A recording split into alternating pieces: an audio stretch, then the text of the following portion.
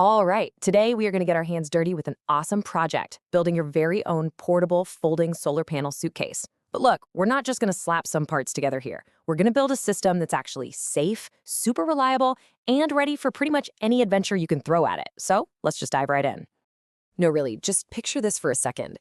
The absolute freedom of having your own power source that you can just pick up and carry with you. We're talking power for your phone and lights at a remote campsite, juice for your speakers at a beach bonfire, or even just a reliable backup on your apartment balcony. This isn't just another DIY project. This is basically a key to a whole new level of freedom. Okay, but before we get too carried away with that awesome dream, we need to have a serious talk, a little reality check. Because if you've looked up how to do this online, you've probably seen a bunch of guides that make it look super, super simple. And here's the problem. They almost always leave out the most critical details. You know, the ones that keep you and all your expensive gear from going up in smoke. And this right here, this slide just lays it all out. What most online guides show you, well, it's just the tip of the iceberg, right? The basic assembly, a general wiring diagram, but the real danger, the stuff that'll get you, is everything they miss. Things like proper fusing to stop short circuits, the huge risk of mixing up positive and negative, using the right size wires, and even how cold weather can cause these crazy voltage spikes. This is what separates a reliable power source from a legitimate fire hazard. So let's be crystal clear about these risks. You get the polarity wrong on your connectors, poof, you can instantly fry your charge controller. Gone. You use wires that are too thin for the job, they can get red hot and literally catch fire. You push your controller past its limits, it's going to fail. And building this without a fuse, well, that means one simple mistake could create a short circuit with absolutely nothing to stop it. These are not small oopsies. These are costly, they are dangerous, and the best part is, they are completely avoidable. And that is exactly why we're doing this. We are going to arm you with the essential knowledge you need to build this thing correctly and, more importantly, safely. This isn't about just memorizing a bunch of steps. It's about understanding the why behind every single connection you make. That way, you can build with total confidence. Okay, so the first major choice you have to make is how to wire up your panels. You can connect them in series, which adds all their voltages together. Or you can connect them in parallel, which is what we're doing. That adds their current together while the voltage stays the same. For a portable system like this one, going parallel is just the smarter, safer way to get the most usable power without risking too high a voltage for our controller.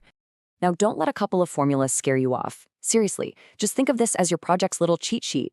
These super simple calculations are the tools that make sure your system is both balanced and safe.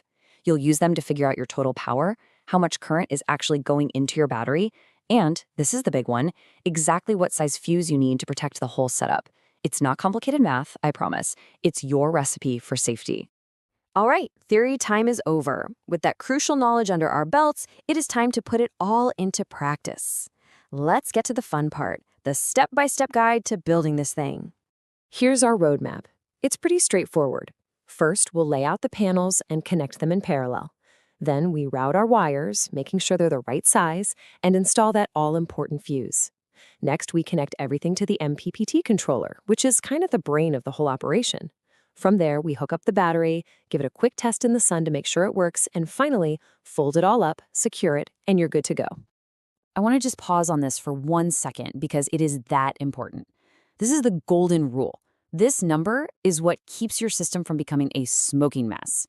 You figure out the maximum current your panels can possibly produce, and you size your fuse to be about 25% higher, or 1.25 times that value. That little buffer is what ensures the fuse will blow and protect your gear before a real disaster happens. And this gets to the absolute core philosophy of this whole explainer. It's all about the because. We're not just telling you what to do, we're explaining why you're doing it. We install a fuse because it protects from short circuits. We use the proper wire gauge because it prevents a fire hazard. This approach is what turns you from somebody just following a tutorial into somebody who actually understands their own power system. So as we get to the end of the build, what you've created is so much more than just a cool gadget. It's a powerful tool that you can actually trust. Why? Because you built it the right way, understanding every single connection and every safety feature you put in. This is power you can count on for your next big adventure. So before you head out the door, I want you to burn this checklist into your brain. Think of it like a pilot's pre-flight check. Always, and I mean always, double-check your positive and negative connections. Know the limits of your gear and stay well within them. Use the right wire. Always use a fuse. And, try to keep it dry. It's that simple, and it's that critical. And that pretty much brings us to the end. You now have the knowledge not just to follow instructions, but to actually build a safe, reliable, and portable solar generator from the ground up. So I guess the only question left is, where are you going to take it first? Thanks for following along.